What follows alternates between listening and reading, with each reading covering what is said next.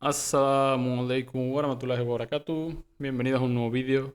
Como muchos habréis visto en el título y por la duración de este vídeo, es una explicación sobre Usul al-Thalatha. Esta explicación no es mía propia, sino que la traigo de varios sabios de los cuales tomo y he visto sus explicaciones y estudiado. Y es un compendio de mis apuntes personales sobre estas explicaciones. O sea, quien quiera saber de quién tomo o de quiénes he tomado las explicaciones, que me pregunte, que no tengo problema en decirlo.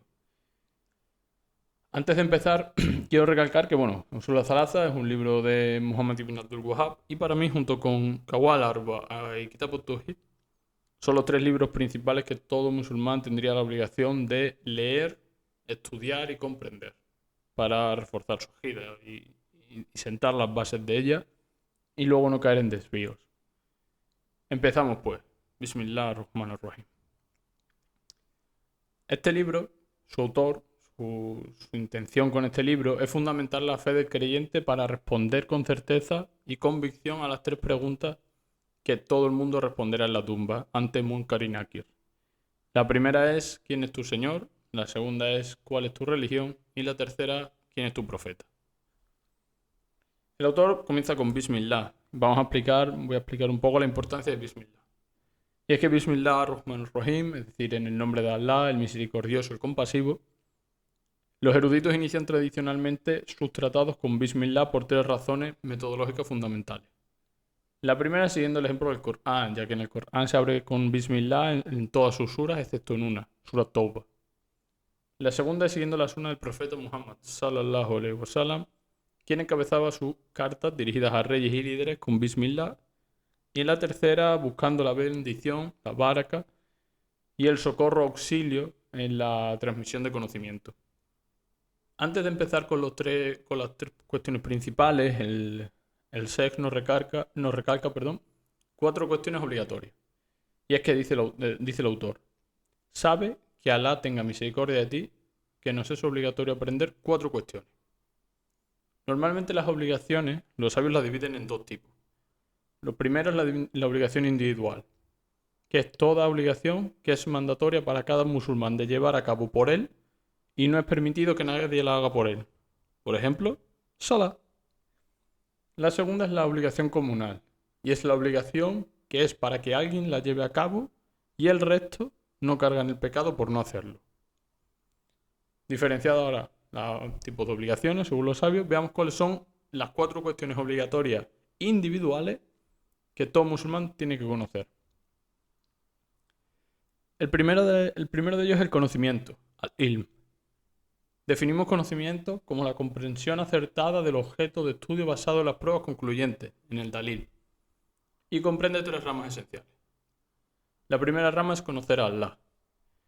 Dentro de conocer a Allah, a mí me gusta dividirlo en cuatro puntos. Muchos sabios lo dividen en tres, juntando algunos de los puntos que yo voy a mencionar. A mí me gusta cuatro para que quede más claro. El primero es conocer que Allah existe. El segundo, Tawhid al-Rububiyyah. Tercero es Tawhid Uluhiyyah. Y el cuarto, Tawhid Asma wa Sifat. Con respecto a Tawhid al-Rububiyyah, es el Tawhid de individualizar a Allah en sus acciones. Al-Khalq, la creación, el creador. Al-Razq, el sustentador. Al-Mulk, la dominación.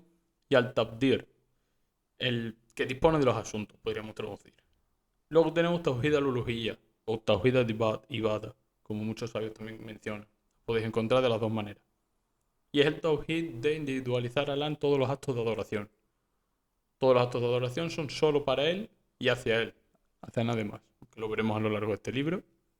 Y por último el Tawhid Asma wa Sifat, que muchos sabios lo juntan con Tawhid al-Rububiyyah. A mí me gusta separarlo.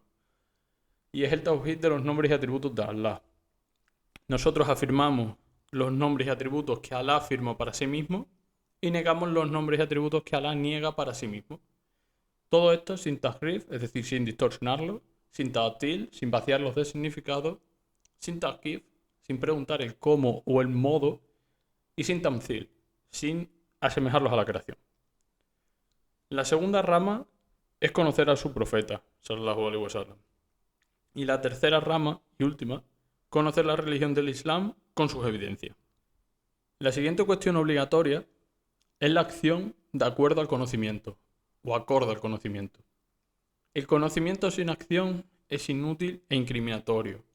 Y la acción sin conocimiento conduce a la innovación, a la vida y al extravío. El fruto obligatorio del conocimiento es la práctica devocional. Aquí también muchos sabios recalcan sobre abandonar lo que has aprendido. Hay tipos diferentes. Por ejemplo, tenemos el kufr, es decir, aprendes que solo tienes que adorar a Allah y lo abandonas, por tanto, shirk. Luego la desobediencia, sabes que el alcohol es haram y lo bebes. El makruh, conoces una sunna, pero la abandonas. Y por último, mubah, es decir, las cosas mundanas de la vida. Sabes cómo andaba el profeta, pero no lo repites. No es sunna, no pasa nada. El tercero de las cuestiones obligatorias es el llamado hacia ello, o las da'wah, es decir, difundir el mensaje del Tawhid y enseñar a la humanidad con sabiduría, empatía y argumentos claros.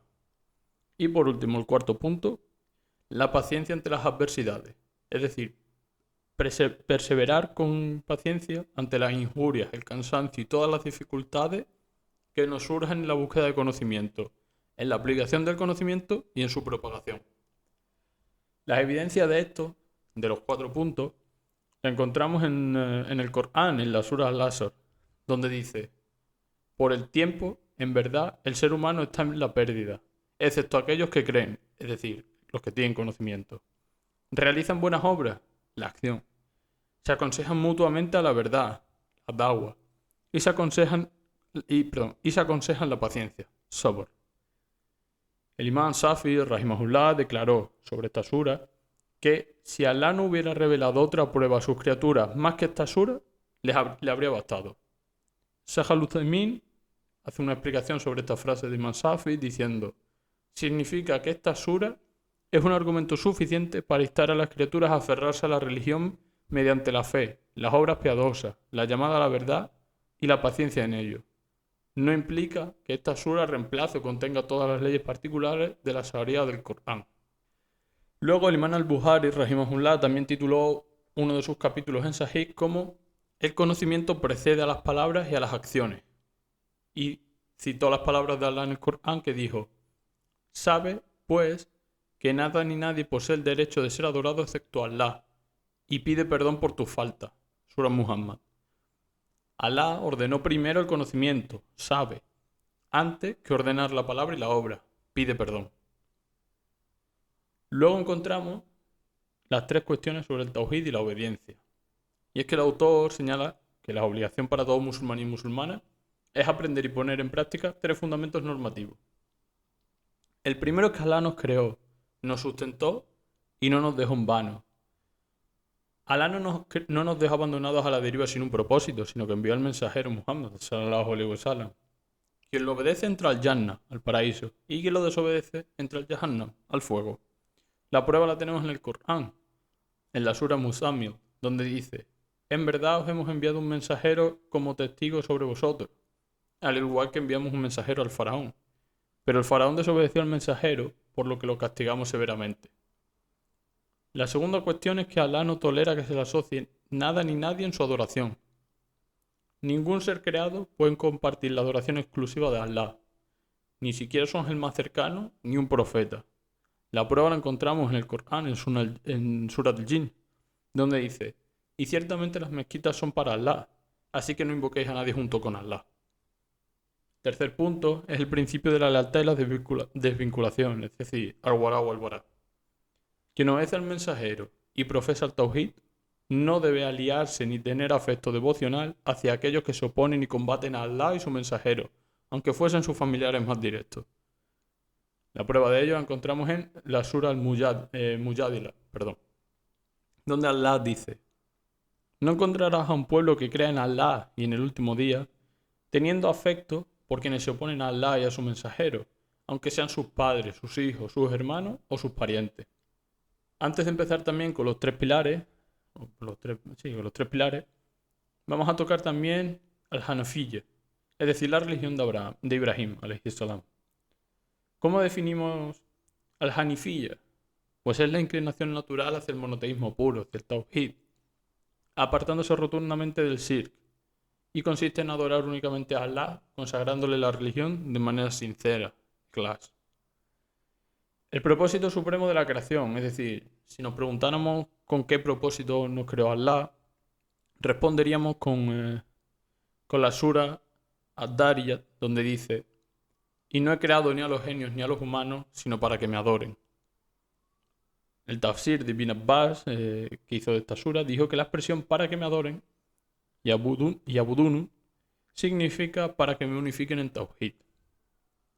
Luego encontramos el mandato máximo y la prohibición suprema, es decir, el ordenamiento supremo mandado por Allah es el Tawhid, dar exclusividad absoluta a Allah en la adoración. Y la prohibición más grave de Allah es el shirk, es decir, invocar u ofrendar adoración a otros junto a él. Lo encontramos en Surat An-Nisa, donde dice: adorad a Allah y no le asociéis nada, ni a nadie. El primero de los principios que se trata, el primer principio fundamental, es conocer a nuestro Señor. Si se te formula la primera pregunta de la tumba: ¿quién es tu Señor?, responde: mi Señor es Allah, quien me ha educado, sostenido y sustentado a mí y a todo el universo, con sus ilimitadas bendiciones. Él es mi único objeto de adoración y no tengo otra deidad adorada con derecho fuera de él. La prueba la encontramos en Sura Al-Fatiha, donde dice: todas las alabanzas pertenecen a Allah, Señor del universo, ya que todo lo existente fuera de Allah se considera parte del universo, y cada ser humano es una criatura dentro de ese universo. Si se te pregunta: ¿cómo has conocido a tu Señor?, responde: a través de sus signos y sus criaturas. Sus signos: la alternancia del día y la noche, el sol y la luna. Sus criaturas: los 7 cielos, las 7 tierras y todo lo que habitan o existen entre ellas. La prueba la encontramos en el Corán, en la Sura Fusilat, donde dice: y entre sus signos están la noche, el día, el sol y la luna. No postréis ni ante el sol ni ante la luna, sino postraos ante Allah, quien los creó a ambos, si es que a él adoráis. Imam Ibn Kathir, rahimahullah, dijo: el creador de todas estas criaturas es el único que merece ser adorado. Los actos de adoración pertenecen solo a Allah. Todos los tipos de adoración prescritos por Allah deben ser dirigidos exclusivamente a Él. Rendir cualquiera de estos actos a otro ser vivo, muerto, un ángel o un salto constituyen incredulidad y politeísmo mayor, es decir, Kufr wa Shirk Akbar. La prueba generalidad de la exclusividad la encontramos en Surat al-Jin, nuevamente, donde dice: y ciertamente las mezquitas son para Allah, no invoquéis a nadie junto con Allah. Y la prueba que indica la adoración a otros destruye la fe la encontramos en Surat al-Mu'minun, donde dice: y quien invoquen junto con Allah a otra deidad de la que no tienen prueba, su cuenta dependerá únicamente de su Señor. En verdad, los incrédulos no prosperarán. Voy a desglosar ahora los actos de devoción y de adoración hacia Allah. Muchos de los sabios hacen esta lista de diferentes maneras. Yo he elegido 10, sé que son muchos, pero es mucho más clarificadora. Iré diciendo cada acto de adoración y su prueba coránica. El primero es la dua, la súplica. Según el hadith, la súplica es la médula o la esencia de la adoración. La prueba la encontramos en Surat Ghafir, donde dice: y vuestro Señor ha dicho: invocadme y os responderé. En verdad, quienes se enorgullecen ante mi adoración entrarán en el infierno humillados. El segundo, al-Jawf, el temor reverencial o devocional, lo encontramos en Surat al-Inram, donde dice: no les temáis a ellos, sino temedme a mí si sois creyentes. El tercero, ar-Raj, la esperanza devocional divina, encontramos en Surat al-Kahf, donde dice: quien anhele el encuentro con su Señor, que realice obras piadosas y no asocia a nadie en la adoración a su Señor. El cuarto, at-Tawakkul, la confianza y la encomienda absoluta, la encontramos en Surat Maida: y en Allah encomendaos si sois creyentes. El quinto, el deseo de la gracia divina, el temor al castigo y la humildad, lo encontramos en la Sura An-Nabiyyah, donde dice: ellos competían en las buenas obras y nos invocaban con deseo y temor, y eran ante nosotros humildes. El sexto, temor basado en la sublime grandeza de Allah, al-Jasiyah, lo encontramos en Sura Baqarah, donde dice: no les temáis a ellos, sino tenedme temor reverente a mí. El séptimo, el arrepentimiento y retorno sinceros a Allah, lo encontramos en Sura Zumar, donde dice: y volveos hacia vuestro Señor en arrepentimiento y someteos a Él. El 8, la búsqueda de auxilio, de refugio o de socorro urgente, lo encontramos en la Surat al-Nafl, pero aquí quiero hacer una pequeña aclaración. Y es que hay una regla crucial sobre las interacciones humanas. Pedir ayuda o auxilio a una criatura creada solo es permisible si se cumplen 4 condiciones estrictas. La primera, que esté viva; la segunda, que esté presente; la tercera, que sea capaz de brindar esa ayuda física o materialmente; y la cuarta, que se considere únicamente un medio terrenal, es decir, reconociendo que Allah es la causa última.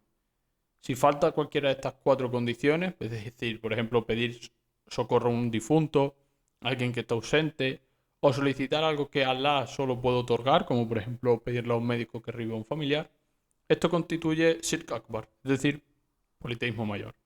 Las evidencias las encontramos, como dije al principio, en el Surat al-Nafl, donde dice, Surah Fatiha primero, donde dice, solo a ti adoramos y solo a ti pedimos auxilio.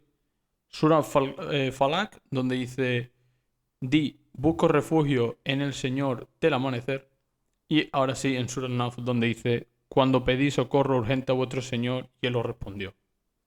El noveno acto de adoración es el sacrificio ritual de animales, perdón. Lo encontramos en el Surah Al-Nam, donde dice, ciertamente mi oración, mis sacrificios rituales, mi vida y mi muerte pertenecen a Allah, Señor del universo, sin socios. Y en la evidencia de la Sunna, narrado por Muslim, encontramos que Alá maldiga a quienes sacrifiquen un animal para otro que no sea Allah. Y la décima y último acto de adoración, realizar votos devocionales, lo encontramos en Surat An-Nisa, donde dice, cumplen sus votos devocionales y temen un día cuyo mal será extendido. Luego nos encontramos con el segundo principio, conocer la religión del Islam con sus evidencias.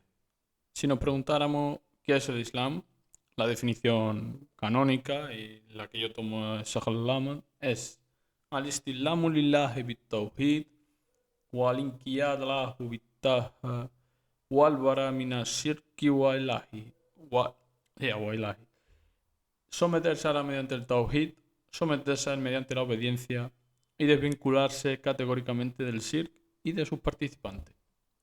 El Islam posee 3 niveles graduales, es decir, 3 maratib, y cada nivel integra sus propios pilares, sus propios arcanos. El primer nivel es el Islam, es decir, las acciones externas, y consta de 5 arcanos. El primero es la shahada, es decir, testificar que nada ni nadie posee el derecho de ser adorado excepto Allah. La ilaha illallah. Y Muhammad es el mensajero de Allah, Muhammad Rasulullah. La prueba la encontramos en Surat Al-Imran, donde dice, Alá, junto con los ángeles y los dotados de conocimiento, atestigua que no hay más divinidad con derecho de ser adorada salvo Él, rigiendo con absoluta justicia. Ninguna divinidad merece adoración salvo Él, el poderoso, el sabio. El análisis semántico que podemos hacer desglosando la shahada es en 2 pilares. La shahada, aparte de la ilaha illallah, es en 2 pilares. El primer pilar es la negación, nafi, y es la ilaha. Niega categóricamente el derecho de adoración a todo ser u objeto invocado fuera de Allah. Y el segundo es una afirmación, Izbah, Illa Allah. Confirma y ratifica la adoración única y exclusiva para Allah, único, sin socios en su adoración ni en su dominio. La prueba la encontramos, la segunda parte es Muhammad Rasulullah, que significa obedecerle lo que él ordena, creer firmemente en todo lo que él informa, abstenerse de lo que él prohíbe y repudia y adorar a Allah únicamente del mismo modo legislado por él. Es decir, podríamos decir, ¿puedo adorar a Allah haciendo un bafri? El profeta no nunca lo hizo, nunca lo mandó. El segundo arkam es el salah. El tercer arkam es el zakat. La prueba de ambos la encontramos en Surah Baina, donde dice, y no se les ordenó sino que adoraran a Allah, sincerándole la religión como monoteístas puros, establecieran la oración y pagaran el zakat, y esa es la religión verdadera. Luego encontramos el cuarto arkam, que es el ayuno en Ramadán, y lo encontramos en Surah Baqarah, donde dice, oh creyentes, se os ha prescrito el ayuno, al igual que se le prescribió a quienes os precedieron para que alcancéis la piedad. El quinto arkam y último es la peregrinación a la casa sagrada, es decir, la Meca. Lo encontramos en Surat Al-Imran, donde dice, y es un deber de los hombres para con Allah peregrinar a la casa, para quienes dispongan de los medios para emprender el viaje. El segundo nivel es el imán, las creencias internas en el corazón, que consta de 6 arcán.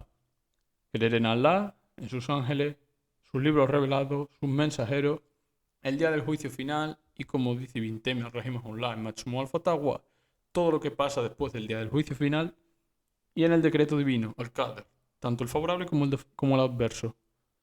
La prueba de los 5 primeros pilares lo encontramos en Surah Baqarah, donde dice Allah: el mensajero cree en lo que le ha sido revelado por su Señor, y los creyentes también. Todos creen en Allah, en sus ángeles, sus libros y en sus mensajeros. Y la prueba del Qadar la encontramos en Surah Qamar, donde dice: en verdad hemos creado todas las cosas conforme a un decreto previo, Qadar.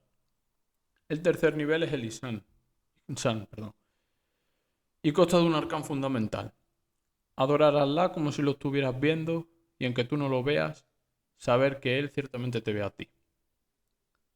La evidencia integral de la Sunna es el hadith de Jibril, transmitido por Umar ibn Khattab, rahimahullah.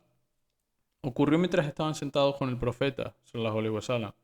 Se presentó un hombre con vestimentas de deslumbrante blancura y cabello intensamente negro, sin señales de haber viajado y a quien ninguno de los presentes conocía. Se presentó ante el profeta, apoyando sus rodillas contra la suya, y colocó las palmas de sus manos sobre sus muslos. Le preguntó: oh Muhammad, infórmame sobre el Islam. El profeta enumeró los 5 arcán. Le preguntó: infórmame sobre el imán, y el profeta le enumeró los 6 arcán. Le preguntó: infórmame sobre el insan, y dijo: adorar a Allah como si lo estuvieras viendo, y aunque no lo veas, saber que Él te ve. Le preguntó sobre la hora final, y el profeta respondió: el interrogado no sabe sobre ella más que el interrogador. Y por último le preguntó sobre sus señales, de la hora en este caso, y dijo: que la esclava dé a luz a su ama y que veas a los pastores descalzos, desarrapados y pobres competir en la edificación de edificios altos. Tras marcharse el visitante, el profeta preguntó a Umar: oh Umar, ¿sabes quién era el que preguntaba? Respondió: Alá y su mensajero saben más. El profeta dijo: aquel era Jibril, vino a enseñaros vuestra religión. El tercer principio fundamental, es conocer a nuestro profeta. Primero, su linaje sagrado es Muhammad ibn Abdillah ibn Abd-Muttalib ibn al-Hashim. Hasta aquí es lo obligatorio según los sabios, más mejor. Pertenecía a la tribu de Quraysh a los árabes, y los árabes son descendientes de Ismail a.s., hijo de Ibrahim a.s. Vivió 63 años, 40 años, 40 años antes de la revelación, y 23 consagrados como profeta y mensajero. Se le fue asignado profeta con la revelación de la Surah Al-Haqq, y se le fue designado como mensajero con la revelación de la Surah Al-Mudaththir: oh tú arropado, levántate y advierte. Su ciudad natal fue la Meca, y posteriormente realizó la Hijra a Medina, la emigración. La misión declarada en la Surah Mudaththir la encontramos diciendo: levántate y advierte, es decir, advierte contra el shirk y llama al tawhid. A tu Señor engrandece, exalta a Allah mediante la proclamación del tawhid. Tus vestidos purifica las acciones de la contaminación del shirk. Y de los ídolos aléjate, es decir, abandona los ídolos y desvincularse por completo de ellos y de quienes los adoran. Permaneció 10 años en la Meca dedicados exclusivamente a fundamentar la llamada del Tawhid. Tras ello fue elevado a los cielos, al Isra o al Miraj, donde Alá le prescribió de manera directa las 5 oraciones diarias. Oró 3 años en la Meca y luego recibió la orden de emigrar a Medina.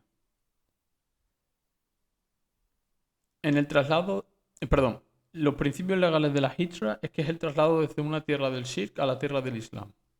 La Hijra continúa siendo una obligación vigente para la Umma hasta que llegue la hora del juicio y el sol salga por occidente.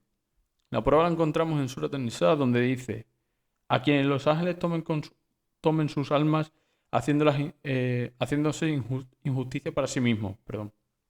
Les dirán: ¿en qué estabais? Responderán: éramos oprimidos en la tierra. Les dirán: ¿acaso la tierra de Allah no era espaciosa para que migraseis en ella? En Medina se completó la legislación de las leyes del zakat, del ayuno, del hajj, del adán y la ordenación del bien y prohibir el mal. Alá perfeccionó la religión antes del fallecimiento del profeta. Encontramos en Surat al-Maida donde dice: Hoy os he perfeccionado vuestra religión. He completado mi gracia sobre vosotros y he aceptado el Islam como vuestra religión. Tras la muerte del profeta, la humanidad sigue siendo responsable de sus obras, ya que todos resucitarán en el día del juicio. La prueba de la resurrección la encontramos en Surat Taha, donde dice: de ella os creamos, a ella os haremos volver y de ella os haremos salir otra vez.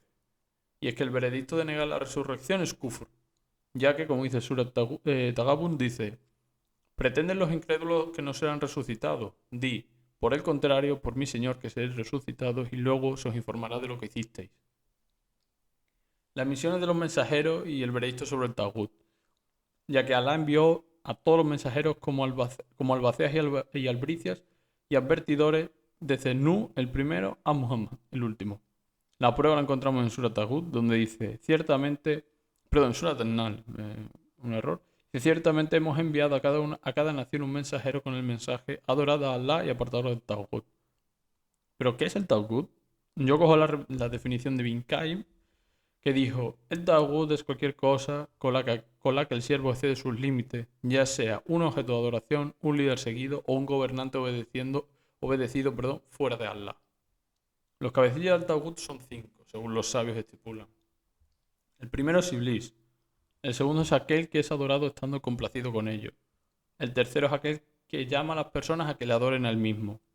El cuarto es el que afirma poseer conocimiento del oculto. Y el quinto es aquel que gobierna o juzga por leyes distintas a las reveladas por Allah. Y con esto se terminaría el libro. Yo voy a hacer una pequeña ampliación más de los 4 fundamentos, es decir, de Qawwal Arba, que es otro libro que mencioné al principio, pero que creo que puede ser de mucho beneficio. Será una mención corta, obviamente, ya iremos sobre su explicación inshallah en un futuro. El primer fundamento es saber que los incrédulos de Quraysh, a los que combatió el profeta sallallahu alaihi wasallam, reconocían el Tawhid ar-Rububiyyah, es decir, reconocían que Alá era el creador, el sustentador y gobernante del universo. Pero este reconocimiento formal no los introdujo al Islam ni los protegió sus vidas y sus bienes. ¿Por qué? Porque rehusaron el Tawhid al-Uluhiyyah, es decir, la adoración exclusiva. La prueba de ello la encontramos en Surat Yunus, sobre que aceptaban el Tawhid ar-Rububiyyah, ya que dice: Di, ¿quiénes os proveen desde el cielo y la tierra? ¿Quién tiene en su poder el oído y la vista? ¿Quién hace salir lo vivo de lo muerto y lo muerto de lo vivo? ¿Quién rige los asuntos? Dirán: Allah. El segundo fundamento es que los politeístas alegaban que no invocaban a los intermediarios o santos creyendo que fuesen creadores, sino que buscaban mediante ellos 2 cosas: la cercanía y la intercesión ante Allah. La prueba de la cercanía la encontramos en Surat al-Zumar, donde dice: aquellos que toman protectores fuera de él dicen: solo los adoramos para que nos acerquen a Allah. En la prueba de la intercesión, en Surat Yunus, donde dice: y adoran fuera de Allah a lo que no les perjudica ni les beneficia. Y dicen: estos son nuestros intercesores ante Allah. El tercer fundamento es que el profeta apareció en una sociedad donde las personas adoraban diversas cosas. Algunos adoraban a los ángeles, otros a profetas, a hombres piadosos, piedras y árboles, incluso al sol y la luna. El profeta los combatió a todos por igual, sin hacer distinción entre adorar a un ídolo de piedra o a un santo difunto, pues toda adoración dirigida a un creado es shirk. Y el cuarto fundamento y último: los politeístas de nuestra época cometen un shirk más grave que los antiguos politeístas, ya que los antiguos politeístas caían en shirk únicamente en momentos de prosperidad y facilidad, pero purificaban su fe dedicándola solo a Allah cuando se encontraban en apuros extremos o naufragios. En cambio, los desviados contemporáneos dirigen su shirk a las criaturas tanto en momentos de facilidad como en momentos de extrema angustia y dificultad. La prueba de ello lo encontramos en Surah Al-Ankabut, donde dice: y cuando se embarcaban en un navío invocaban a Allah, sincerando su fe hacia él, pero cuando los salvaba llevándolos a tierra firme, he aquí que le asociaban socios.